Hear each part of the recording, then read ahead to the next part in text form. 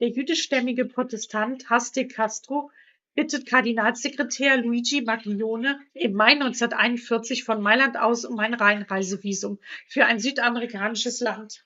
Der Arzt stammt aus einer angesehenen spanischen Familie, die seit 300 Jahren in Hamburg wohnt.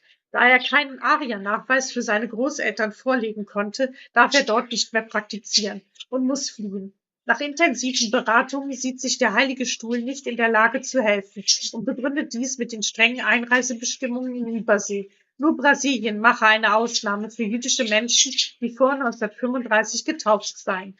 Luigi Maglione bittet den Mailänder Erzbischof Ildefons Schuster, den Arzt über die Situation zu informieren. Hans de Castro wird 1944 in Mailand inhaftiert und nach Buchenwald deportiert, wo er bis zur Befreiung überlebte. Das Bittschreiben ins Deutsche übersetzt. An seine Eminenz, den Kardinalsekretär. Wenn ich mir erlaube, mich mit diesem Schreiben an Eure Eminenz zu wenden, tue ich dies, nachdem ich vergeblich verschiedenste Maßnahmen ergriffen habe und weil ich mich jetzt ohne Hilfe mit meiner Familie in einer hoffnungslosen Situation befinde. Ich vertraue darauf, dass Eure Eminenz uns unter diesen Umständen Hilfe zukommen lassen kann, solange Hilfe uns noch nützen kann. Ich, der Unterzeichnete Dr. Hans de Castro, bin deutscher Staatsbürger, ebenso wie für eine Familie, bestehend aus meiner Frau und meinem 11-jährigen Sohn, evangelisch. Wie mein Vater habe ich in Hamburg, Deutschland als Arzt gearbeitet, musste aber aufhören, da ich den ARIA-Nachweis für meine Großeltern nicht beschaffen konnte.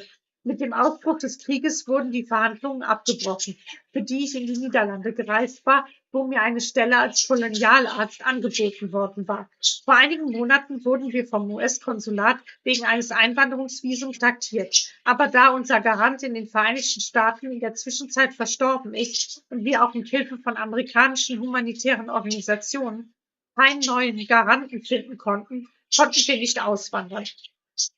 Es ist nicht möglich, ein Einwanderungsvisum für andere Länder zu erhalten, wobei unsere Situation eine schnelle Lösung erfordern würde.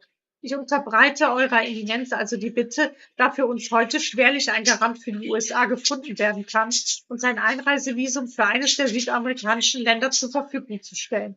Ich habe großes Vertrauen darauf, dass Eure Eminenz durch die Annahme meiner Bitte mir und meinen Lieben ermöglichen kann, unser Leben zu ordnen und eine neue Existenz zu gründen.